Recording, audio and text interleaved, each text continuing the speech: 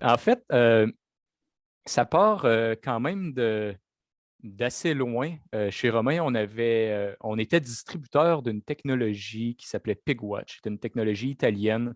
C'était des capteurs de proximité au-dessus des enclos des truies.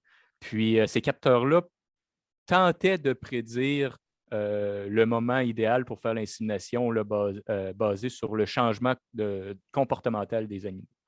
Puis ça, ben, c'était quelque chose qui fonctionnait, mais c'était tout le temps difficile de mettre en marché, pas assez précis, des choses comme ça.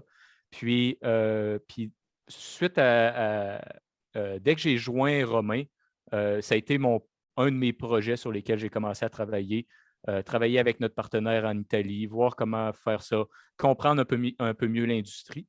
Puis en parallèle, j'avais commencé une maîtrise en génie électrique parce que je voulais apprendre la conception de cartes électroniques, des choses comme ça. Puis, j'ai fait un cours en génie électrique, un cours optionnel qui était dans le département de génie logiciel, qui était euh, un cours d'introduction à l'intelligence artificielle. Puis, c'est là que je suis tombé en amour avec le concept d'intelligence artificielle. Là, ça remonte à quoi, on était en 2014, 2015 à cette époque-là.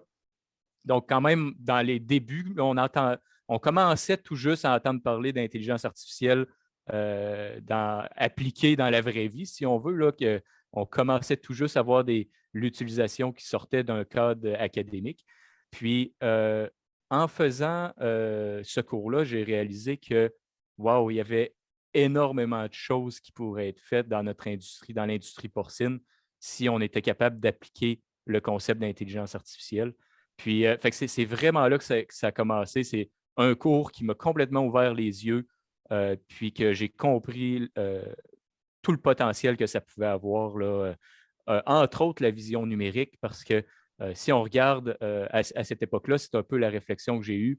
Je me suis mis à analyser ça, puis en tant que producteur de porc, j'ai fait ça souvent quand j'étais jeune, à aider mon père dans les fermes. Puis en tant que producteur de porc, 80 du travail qu'on fait, c'est observer nos animaux.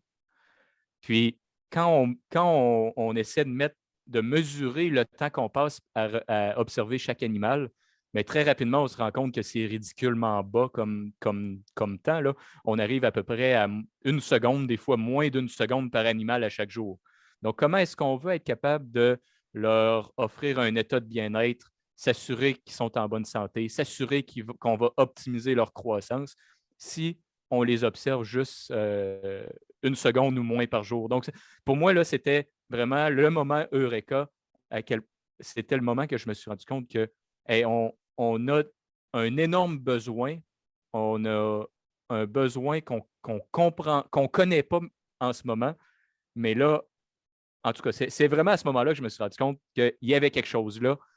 Clairement, une seconde par jour par animal, c'est pas assez pour être capable de le faire le travail de façon très efficace.